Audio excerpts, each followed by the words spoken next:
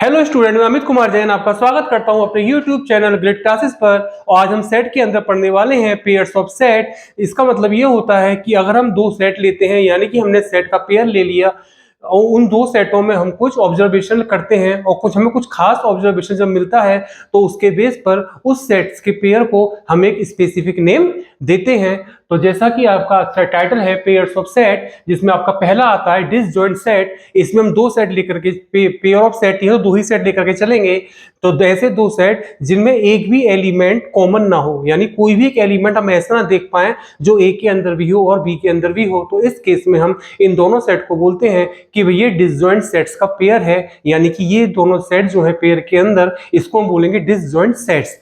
तो आप देखिए जैसा कि बोर्ड पे लिखा हुआ है, two sets such that they have no any common element are called disjoint set. यानी कि ऐसे दो सेट जिनमें कोई भी, इसमें एक भी एलिमेंट कॉमन नहीं होता, उन सेट्स को हम बोलते हैं disjoint sets. For example set ए देखिए, पहले एग्जांपल में सेट बी देखिए। जो सेट ए है उसमें एलिमेंट है 1 2 3 और जो सेट बी है उसमें एलिमेंट है 0 4 5 6। क्या कोई एक भी ऐसा एलिमेंट है जो सेट ए में भी हो और सेट बी में भी हो?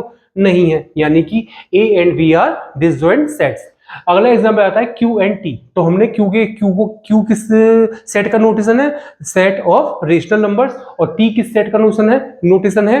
Sets of irrational numbers.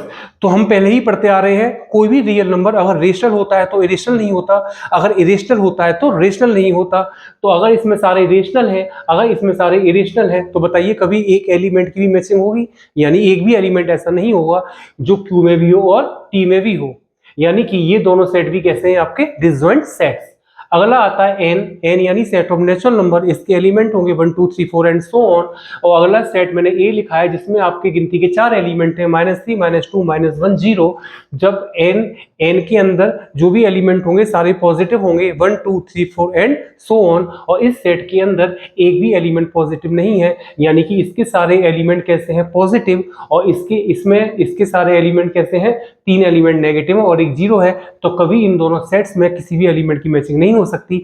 यानी कि एन और ए ये भी आपके डिसजॉइंट सेट्स के ही एग्जांपल हैं।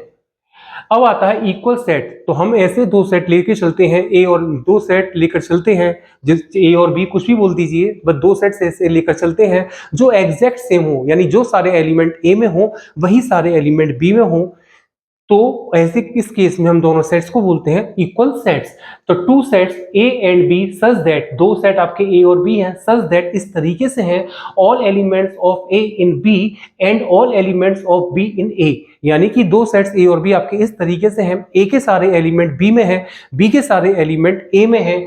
तो हम कहेंगे ये दोनों सेट कैसे हैं? आपके इक्वल सेट। भाई ए के सारे बी में हो जाएंगे और बी के सारे ए में हो जाएंगे, तो जाहिर सी बात है ए और बी दोनों इक्वली होंगे। जो सारे एलिमेंट ए में होंगे वही सारे एलिमेंट बी में होंगे।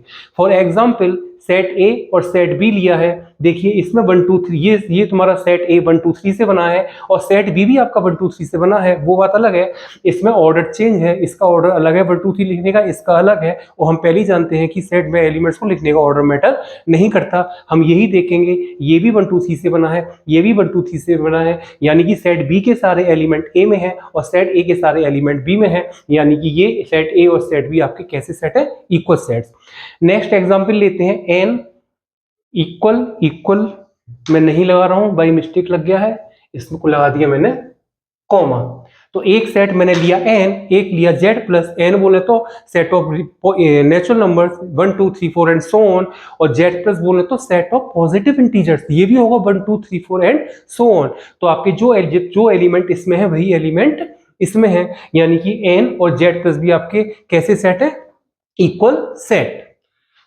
तो ये जो हमने डिसजॉइंट सेट और इक्वल सेट पढ़े, इसमें हम सेट के बारे में ये नहीं बताते कि सेट आपके फाइनाइट है कि इनफाइनाइट। जैसे कि डिसजॉइंट सेट के बारे में पढ़ा तो देखिए इसमें ए और बी दोनों फाइनाइट सेट के एग्जांपल हैं, इसमें क्यू और टी दोनों इनफाइनाइट सेट के एग्जांपल है। कोई क्यू और टी में आपके क्या होंगे? इनफाइनाइटी एलिमेंट्स होंगे।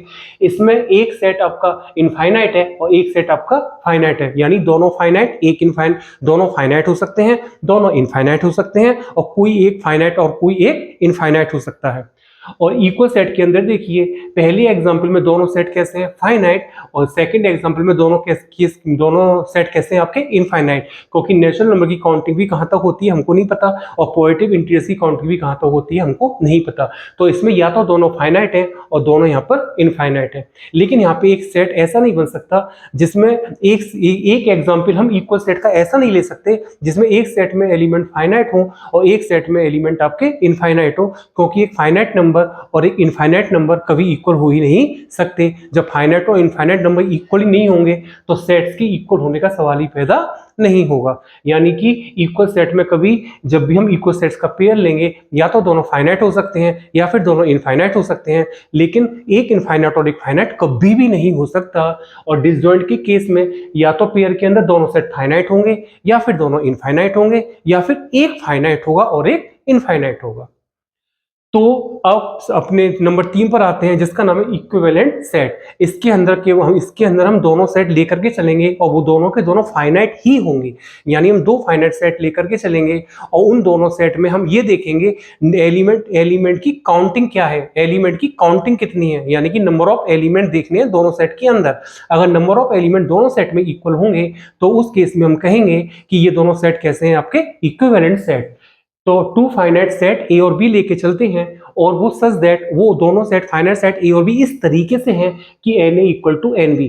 तो एन ए एन बी, आपको एन ए का मतलब मालूम है, एन ए आपको क्या बताता है, ऑर्डर ऑफ सेट ए, या फिर कह दो number of element in set A. N A का मतलब है number of element in set A और एन बी का मतलब है number of element in set B. दोनों रिलेट हुए हैं इक्वल के साइन से, इसका मतलब है जितने एलिमेंट ए में है उतने ही एलिमेंट बी में है, तब दोनों सेट्स को हम बोलेंगे भाई ये इक्विवेलेंट सेट हैं। तो इसमें दोनों सेट में नंबर ऑफ एलिमेंट की काउंटिंग इक्वल होनी चाहिए, उन एलिमेंट्स की वैल्यू क्या है ये बात मैटर नहीं करेगी। फॉर एग्जाम्पल सेट ए और सेट बी देखिए 1 2 3, यानी कि पहले में भी मैं 1 2 3 नहीं पढ़ता क्योंकि एलिमेंट की वैल्यू पे डिपेंड ही नहीं करता इक्विवेलेंट सेट्स का, इक्विवेलेंट सेट्स।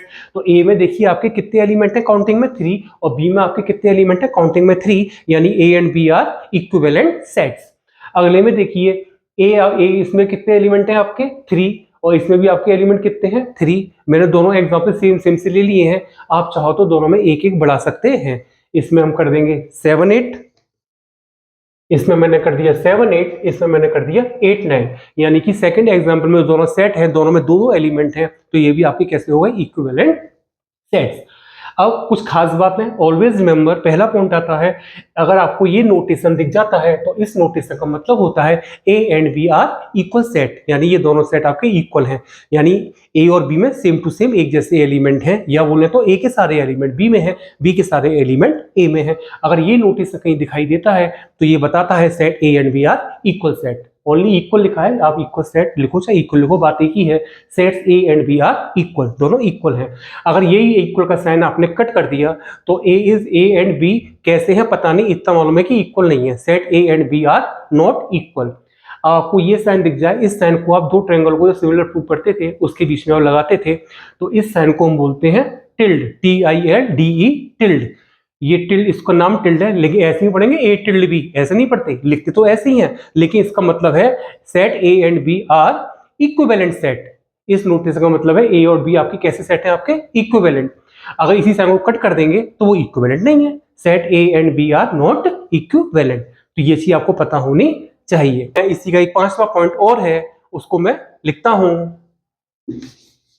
नंबर 5 के अंदर पहला पॉइंट यहां पे मैं लेके चला, if A equal B then A equivalent B. यानी कि इसका मतलब है अगर आपके ए और बी इक्वल सेट है, इफ ए इक्वल बी, यानी ए और बी आपके इक्वल सेट है, देन तो हम डेफिनेटली कह सकते हैं कि आपके ए और बी इक्विवेलेंट भी होंगे ही होंगे। क्यों होंगे, अब इसको एग्जांपल से समझिए। एक मैंने सेट ए लिखा जिसमें मैंने लिख दिया 1 2 3, और एक सेट मैंने आपका बी लिखा, इसमें मैंने आपका लिख दिया 3 2 1। तो हमें क्लियर दिख रहा है जो सेट ए है वो भी 1 2 3 से बना है और जो सेट बी है वो भी 1 2 3 से बना है, यानी ए और बी में एग्जैक्ट एलिमेंट है। तो आपके ए और बी आपके क्या है, इक्वल सेट। भाई जो स्टार्टिंग में कंडीशन लेके चलेंगे उसी के हिसाब से सेट बनेंगे। अगर ए और बी इक्वल है तो एग्जाम्पल में ए और बी हमको इक्वल ही लेने पड़ेंगे। जब सेट ही आपके इक्वल है तो इक्वल होने का मतलब है उनके नंबर ऑफ एलिमेंट भी दोनों में सेम ही रहेंगे, यानी कि नंबर ऑफ एलिमेंट सेम होने का मतलब है उन्होंने इक्विवेलेंट सेट्स की प्रॉपर्टी पूरी कर दी। क्योंकि इक्विवेलेंट सेट्स की प्रॉपर्टी कहती है ऐसे दो सेट जिसमें नंबर ऑफ एलिमेंट सेम होते हैं उनको हम इक्विवेलेंट सेट कहते हैं। अब इसी में आपका सेकंड आता है, यहां मैंने कह दिया if A not equal B, अगर ए और बी इक्वल नहीं है तो क्या होगा, देन तब होगा ए और बी या तो इक्विवेलेंट होंगे और ए और बी इक्विवेलेंट नहीं होंगे। यानी इसमें कंडीशन है अगर सेट ए और बी इक्वल नहीं है तो ए और बी इक्विवेलेंट हो भी सकते हैं और नहीं भी। हम डेफिनेटली किसी एक बात को लेकर के श्योर नहीं हो सकते। अब इसको एग्जाम्पल के तरीके से समझते हैं। इसका मैंने पहला एग्जाम्पल लिखा, इसमें सेट ए लिखा मैंने 1 2 3 और एक सेट बी लिखा मैंने 3 4 5। इसका एक एग्जाम्पल और लिया, सेट ए लिखा मैंने 1 2 3 एंड और एक सेट ले लिया मैंने 1 2 3 4, सॉरी बी 1 2 3 4। अब इसमें आप देखिए सेट ए और बी इक्वल नहीं है तो आप दोनों एग्जाम्पल देखिए, ए और बी, ए के एलिमेंट कौन है 1 2 3, बी के एलिमेंट कौन है 3 4 5। ए और बी के दोनों के एलिमेंट सेम टू सेम एक जैसे नहीं है, यानी ये ए और बी आपके नॉट इक्वल है। सेकंड में भी आपके इसमें 1 2 3 है, इसमें आपका एक एक्स्ट्रा 4 आ गया है, दोनों में सेम टू सेम नहीं है। तो मैं कैसे सेट बनाए हैं, ए और बी आपके इक्वल सेट नहीं है। A is not equal to B, तो ये दोनों ही एग्जाम्पल में A and B are not equal, A and B are not equal. लेकिन अगर इसमें हम इक्विवेलेंट सेट्स को की बात चेक करना चाहेंगे तो देखिए सेट A में भी 3 एलिमेंट है, सेट B में भी 3 एलिमेंट है, तो इस वाले केस में A और B आपके इक्विवेलेंट हो गए, पक्का। अब इसमें देखिए इसमें 3 एलिमेंट है, इसमें 4 एलिमेंट है, तो दोनों इक्विवेलेंट नहीं हुए, यानी इक्विवेलेंट नहीं हुए, यानी कि सेट A और B इक्वल नहीं है। तो हम किसी एक बात पर श्योर नहीं हो सकते, कुछ भी हो सकता है। ए और बी आपके इक्विवेलेंट हो भी सकते हैं, ए और बी आपके इक्विवेलेंट नहीं भी हो सकते। अब हम तीसरी बात लेके चलते हैं, इफ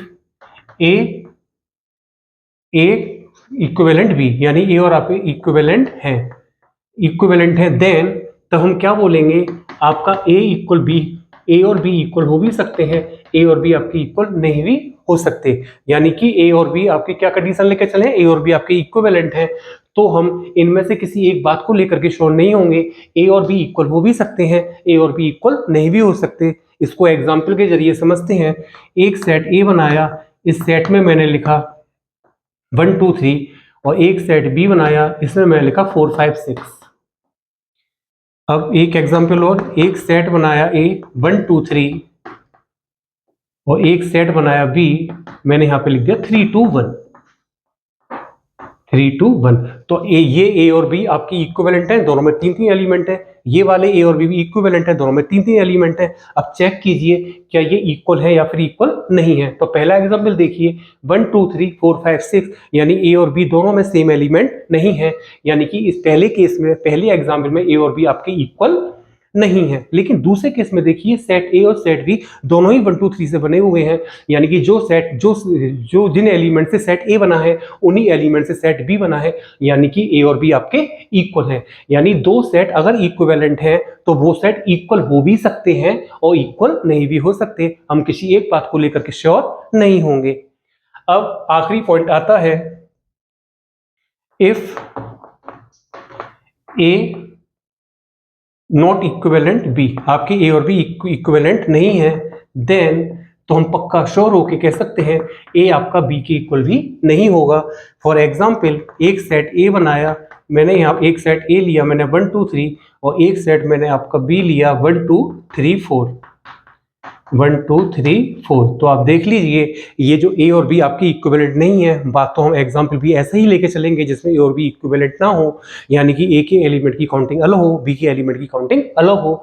तो देखिए ए के आपके कितने एलिमेंट है 3 और बी में आपके कितने एलिमेंट है 4, यानी पक्की बात है ये इक्विवेलेंट नहीं है। जब अब तो देन ए तब आपका ए जो है बी के इक्वल नहीं होगा। जाहिर सी बात है जब नंबर ऑफ एलिमेंट ही ए और बी में सेम नहीं है क्योंकि वो इक्विवेलेंट नहीं है। जब नंबर ऑफ एलिमेंट सेम नहीं है तो ए और बी में एग्जैक्ट एलिमेंट हो कैसे सकते हैं। यानी कि अगर हम ए और बी को इक्विवेलेंट नहीं है तो हम श्योर होके कह सकते हैं कि ए और बी इक्वल भी नहीं हो सकते। बस एक बात मैं यहाँ पे लिखना भूल गया, जो आपका ये 5वां पॉइंट है इसमें एक कंडीशन लेके चलेंगे, if A and B are finite. यहाँ पे जो नीचे तक मैंने सारा काम किया है उसमें ए एंड बी आपके क्या है, दोनों के दोनों फाइनाइट सेट है। हम फाइनाइट सेट को ही लेकर के चलेंगे। ये एक बात है केवल फाइनाइट सेट क्यों ही फाइनाइट सेट में ही आपकी ठीक रहती है, इनफाइनाइट सेट की बात ही नहीं करेंगे। अगर आपको ये ऑब्जर्वेशन करना है तो ए और बी आपके फाइनाइट सेट है, यहाँ से लेके यहाँ तक हर जगह ए और बी क्या है आपके फाइनाइट सेट। मुझे उम्मीद है आपको वीडियो पसंद आई होगी, इसको समझें, कॉन्सेप्ट क्लियर करें। अगली वीडियो में जल्दी मिलता हूँ। Bye bye.